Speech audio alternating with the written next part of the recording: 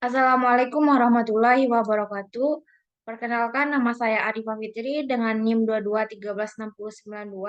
Di sini saya akan mempresentasikan tentang kartografi untuk menyelesaikan ujian akhir semester saya dengan dosen pengampu Dr. Ari Yulfa, STMSC, dengan mata kuliah kartografi.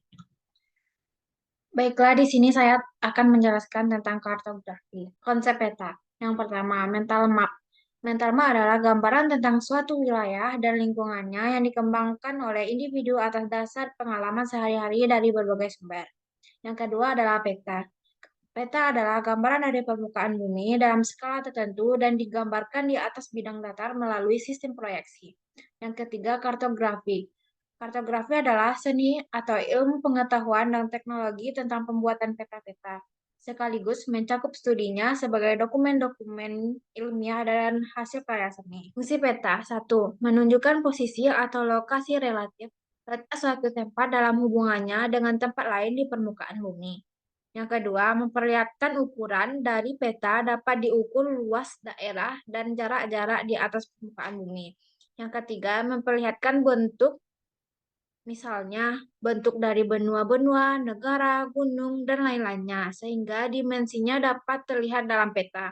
Yang keempat, mengumpulkan dan menyeleksi data-data dari suatu daerah dan menyajikannya di atas peta.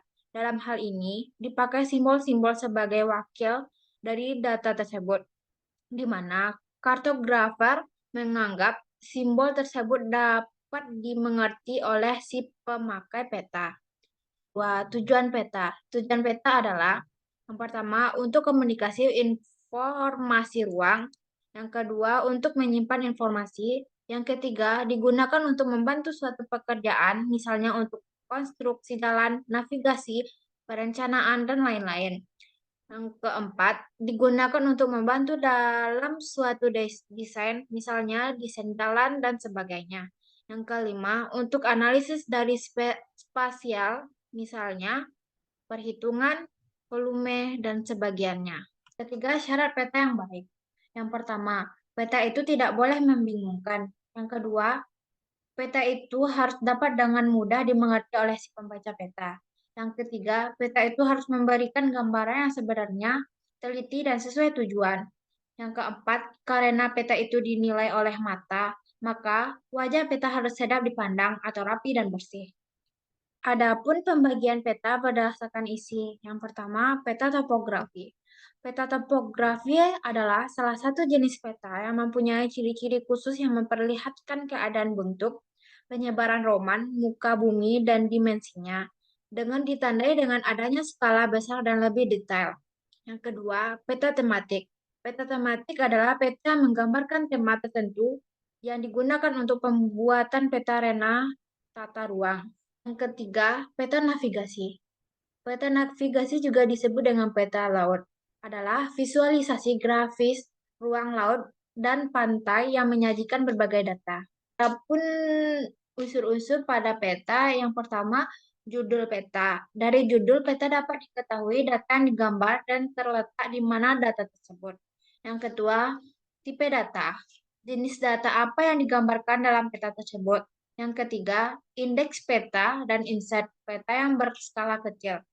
Indeks peta untuk menentukan lokasi daerah yang tergambar terhadap daerah sekitar, khususnya untuk peta-peta seri atau peta yang bersambungan, misalnya peta topografi. Inset peta berfungsi sebagai penunjuk lokasi suatu daerah dengan menggambarkan berupa daerah yang lebih luas dan sudah dikenal oleh umum menggunakan skala kecil. Yang keempat, skala peta. Perbandingan jarak antara dua titik pada peta dengan jarak sebenarnya di lapangan secara horizontal. Yang kelima, sumber dan pembuatan peta. Sumber data menjelaskan asal-usul data yang tergambar di atas peta sehingga dapat dipertanggungjawabkan kebenarannya. Pembuatan peta menjelaskan siapa badan atau orang yang membuat peta supaya bisa dipertanggungjawabkan benar tidaknya secara membuat peta. Yang keenam, tahun pembuatan. Menunjukkan kepada pembaca peta agar mendapat informasi yang benar-benar baru. Ketujuh, proyeksi peta adalah cara untuk menggambarkan permukaan bumi yang lengkung ke bidang datar. Fungsinya untuk menunjukkan jenis proyeksi yang digunakan dalam pembuatan peta. Yang kedelapan, orientasi peta. Untuk mengetahui arah utara, timur, selatan, barat dari daerah yang dipetakan. Yang kesembilan, legenda atau keterangan. Membantu pengguna peta untuk dapat mengenal arti simbol-simbol yang dihadapi. Yang ke-10, sistem koordinat absolut atau geografis relatif atau grid UTM. Skala peta rupa bumi. Secara umum, peta rupa bumi berdasarkan skalanya dapat dikelompokkan menjadi tiga. Yang pertama, skala besar. 1:5.000 sampai 1:50.000. Dua, skala sedang. 1:50.000 sampai 1:250.000. Yang ketiga, skala kecil. 1:250 dan lebih kecilnya. Skala terbagi atas dua. Yang pertama, skala angka. Skala yang menunjukkan perbandingan antara jarak di peta dan jarak sebenarnya dengan angka. Contohnya skala angka 1:100. Yang kedua, skala garis. Skala yang dibentuk dengan garis, tetapi pada garis ada perbandingan satuan. Dengan kata lain, ukuran pada garis 1 cm di atas sama dengan garis 5 km di lapangan. Mencari skala peta dari peta yang tidak berskala. Yang pertama, membandingkan dengan peta lain yang daerahnya sama dan ada skalanya. Yang kedua, membandingkan suatu jarak horizontal di lapangan dan jarak yang mewakilinya pada peta. Yang ketiga, dari garis kontur, terutama pada peta topografi skala besar sampai dengan medium. Simbol pada peta terbagi atas dua, simbol berdasarkan bentuk. Yang pertama, titik. Titik biasanya digunakan pada area yang relatif sempit. Yang kedua, garis. Garis biasanya digunakan pada area yang relatif memanjang. Yang ketiga, luasan. Area yang relatif meluas. Simbol berdasarkan wujud. 1. Piktorial. Benda yang mendekati bentuk dan ukuran sebenarnya secara 3 dimensi dengan pandangan tunggal. 2. Geometri. Simbol yang berbentuk bangun geometrik. Simbol geometrik dapat berupa titik, garis, maupun area. 3. Huruf angka. Simbol yang berupa huruf maupun angka di peta. Generalisasi.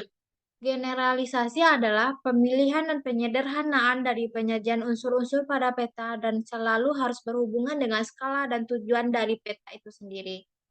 Arti penting dari generalisasi yang pertama, bertambah padatnya isi peta dikarenakan reduksi skala. Yang kedua, terbatasnya kemampuan pandangan mata. Yang ketiga, ukuran minimum. Faktor yang mempengaruhi generalisasi yang pertama skala, yang kedua maksud atau tujuan dari peta. Proyeksi peta. Proyeksi peta dapat didefinisikan sebagai ilmu yang mempelajari cara pemindahan data topografi dari permukaan bumi ke atas permukaan peta. Adapun jenis-jenis proyeksi peta berdasarkan bidang proyeksi. Yang pertama, proyeksi azimutal atau zenial. Proyeksi yang menggunakan bidang datar sebagai bidang proyeksinya. Proyeksi ini menyinggung bola bumi dan berpusat pada satu titik. Yang kedua, proyeksi kerucut. Pemindahan garis-garis meridian dan paralel dari suatu globe ke sebuah kerucut. Untuk proyeksi normalnya, cocok untuk memproyeksikan daerah lintang tengah. Yang ketiga, proyeksi silinder.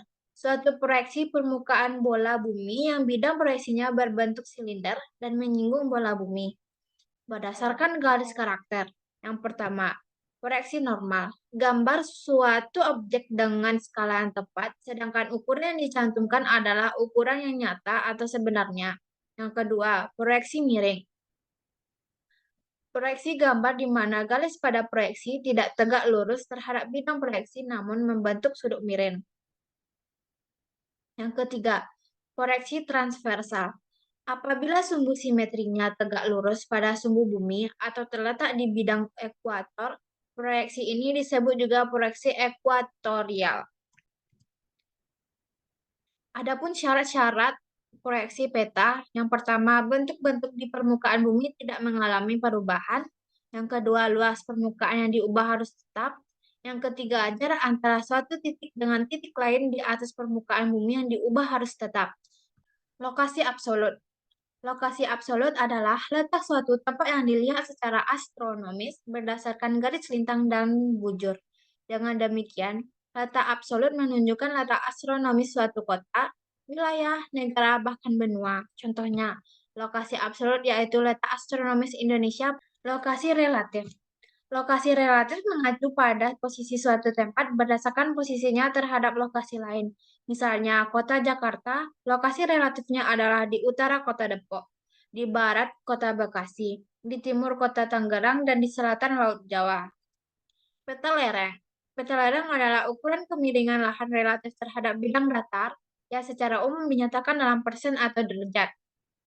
Hanya itu yang dapat saya sampaikan dalam presentasi kali ini. Bila ada kata yang salah, mohon dimaafkan. Wabillahi taufiq wal hidayah. Assalamualaikum warahmatullahi wabarakatuh.